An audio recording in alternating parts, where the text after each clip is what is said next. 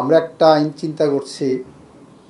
দেখেন, বাংলাদেশের সিভিল মামলার অধিকাংশই আসে সম্পত্তির বন্টন, সম্পত্তির হিসাব নিকাশ নিয়ে। তো আমাদের সম্পত্তি হস্তান্তর আইনে একটা পরিবর্তন আনার আমরা প্ল্যান করেছি। যেমন আমাদের মুসলিম আইনে হেবা হয়, হিন্দু আইনে উইল হচ্ছে, আমাদের মুসলিম আইনে ওয়াসিয়তনামা হচ্ছে। তো হেবা একজন বাবা মা যদি তার দুইটা মেয়ে সন্তান আছে বা সন্তানরা আছে, হেবাটা যদি করে দেন, সাথে সাথে বাবা মার হাতের থেকে ওই সম্পত্তি চলে যাচ্ছে, বাবা মা শূন্য হয়ে যাচ্ছেন, ওই ছেলে মেয়ের উপর নির্ভর করে ফেলছেন।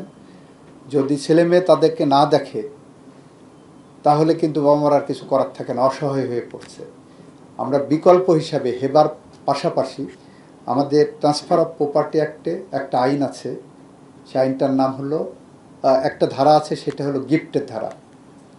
যে স্বাভাবিকভাবে হেবার বাইরেও যে কেউ গিফট করতে পারেন, সেই গিফটের জায়গায় আমরা 1963 সালে পাকিস্তান সুপ্রিম কোর্টের একটা ডিসিশনকে রিলাই করে ওইটাকে একটু এক্সপ্যান্ড করতে চাচ্ছি। গিফটে একটা ইউসুফরক রাইট রাখতে চাচ্ছি, জীবন সত্য। ধরেন আপনার সন্তানদেরকে আপনি সম্পত্তি হেবা করতে চাচ্ছেন বা উইল করতে চাচ্ছেন না, আপনি এমনভাবে ব্যবস্থা করে যেতে চাচ্ছেন যেটা আপনি আপনার জায়গা থেকে ভোগ দখল করতে পারেন আপনার জীবদ্দশায়। সেই ক্ষেত্রে সেখানে যদি গিফটের ইউসুফরক রাইট দেওয়া হয় যে এখন বাবা মা গিফট করে দিলেন, কিন্তু যতদিন উনি বেঁচে থাকবেন ততদিন ওনারা ভোগ দখল করবেন, ততদিন ভোগ দখল করুন, উনি বিক্রি করতে পারবে না। বিক্রি করতে গেলে আবার ওই সন্তানের পারমিশন লাগবে, আবার সন্তানও বিক্রি করতে পারবে না, বিক্রি করতে গেলে বাবার পারমিশন লাগবে, বাবা বা মায়ের। আবার এমন পরিস্থিতি যদি তৈরি হয় যে বাবার চিকিৎসার দরকার, এই সম্পত্তি বিক্রি না করে চিকিৎসাও করতে পারবে না, সন্তান সম্পত্তি বিক্রি কনসেন্ট দিচ্ছে না, সেই ক্ষেত্রে জেলা জজকে আমরা একটা ক্ষমতা দিয়ে রাখছি। জেলা জজ যে আবেদন করলে সে সেটাকে বিবেচনায় নিতে পারবেন। এইটা দিয়ে আমরা মনে করছি যে অনেক সিভিল মামলা ভবিষ্যতে ফাইলিংটা কমে যাবে, অনেক সমস্যার সমাধান এখানে হয়ে যাবে। তো আমরা এইভাবে নতুন নতুন আইডিয়া নিয়ে এগিয়ে যেতে চাচ্ছি। আশা করি আপনারা আমাদেরকে সেই কাজে সহযোগিতা করুন। আমরা কাজ করতে চাই, আমরা পরিবর্তন করতে চাই জনগণের কল্যাণে। জনগণের কল্যাণে পরিবর্তন করতে আমাদের যেখানে যেভাবে সম্ভব আমরা করব। আপনাদের কাছে আপনারা দেখেছেন, মিডিয়াতেও এসেছে, বাগেরহাটে মনে হয় একটা কোস্ট গার্ডের বিরুদ্ধে এয়ারফোর্স ডিজি অ্যাপিয়ারেন্সের একটা এলিগেশন এসেছিল, এটা আমাদের নোটিশে এসছে, সেটার ইন্ডিপেন্ডেন্ট তদন্ত হবে। ওই ফ্যামিলির সদস্যরা রিয়াকশন দেখাতে যে থানা বা অফিস ভাঙচুর করেছেন, তার জন্য মামলা হয়েছিল, তারা কাস্টডিতে গেছে।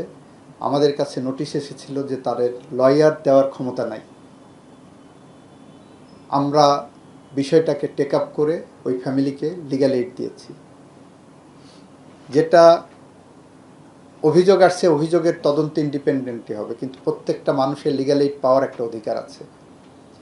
আপনারা দেখেছেন গতকাল সোশ্যাল মিডিয়ায় একটা বড় কোম্পানির বিরুদ্ধে অভিযোগ এসেছে যে তারা একটা মেয়েকে নিয়ে যেয়ে নির্যাতন করেছেন। আমাদের লিগ্যাল এইড টিম কিন্তু তার কাছে পৌঁছে গেছে। আমরা কিন্তু চেষ্টা করছি এই কাজগুলোতে আপনাদের সহযোগিতা পেলে, আপনাদের সাথে থাকলে, আপনাদের সাথে পেলে আমরা মনে করি বাংলাদেশের মানুষের কাছে লিগ্যাল এইড অনেকটা পৌঁছে দিতে সক্ষম হব। এবং সেই ক্ষেত্রে সবার আগে সহযোগিতা চাই মিডিয়ার। আপনারা মানুষের মধ্যে পৌঁছে দেন যে কোনো মানুষই লিগ্যাল এইডের বাইরে থাকবে না। যাদের সামর্থ্য নাই তাদের পাশে সরকারের লিগ্যাল এইড টিম আছে, এবং সেই টিমের অবিচ্ছেদ্য অংশ প্লাস্ট, ব্রাকের মতো এনজিওগুলো।